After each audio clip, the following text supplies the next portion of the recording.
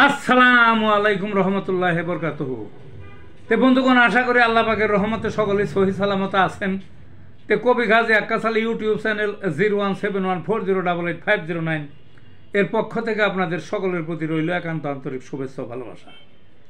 তে বন্ধুগণ, এখন আপনাদের সামনে যে বয়ানটা রাখবার চেষ্টা করব, বয়ানটার নাম হলো আঘাত বা আঘাতজনিত রোগে হোমিওপ্যাথিকে কি বলে। কি আঘাত বা আঘাতজনিত রোগে হোমিওপ্যাথি কি বলে। আঘাত লাগে মানুষের, ছোট ছোট ছেলে মেয়েদের বেশি আঘাত লাগে, অর্থাৎ তো অস্থির দৌড়াদৌড়ি, আপনার এখানে গুইতে লাগে, ওখানে গুইতে লাগে, ওখান থেকে পড়ে যায়, খাটের থেকে পড়ে যায়, বুঝলেন না, দরজায় চেঙ্কি লাগে, ঠেলা গুইতে আরও কত। আর বৃদ্ধ বয়সে বেশি লাগে, মাঝ বয়সে তো হয় না তাও না, তাও লাগে, আবার হুজট লাগে।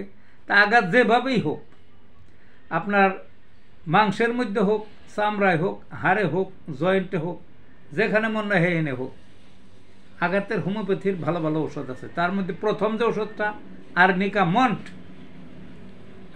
মন্ট, তারপরে রাস্টক্স, ক্যালকেরিয়া কার্প, রুটা, তারপরে স্নায়ুতে যদি আঘাত লাগে হাইপেরিকাম।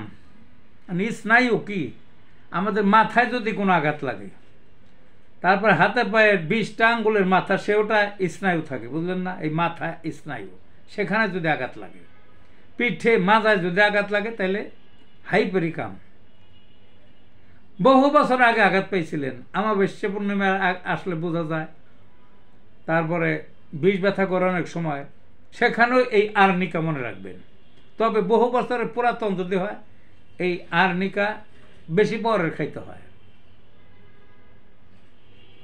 আরও আছে কথা, সেটা হলো আঘাতজনিত যে কোনো রোগ হোক, আঘাতের যদি যথোপযুক্ত চিকিৎসা প্রাথমিকভাবে না করা হয়, তাহলে পরে করে কি বাত হয়, প্যারালাইসিস পর্যন্ত হয়, সেক্ষেত্রেও ওই আর্নিকা বেশি পড়ে।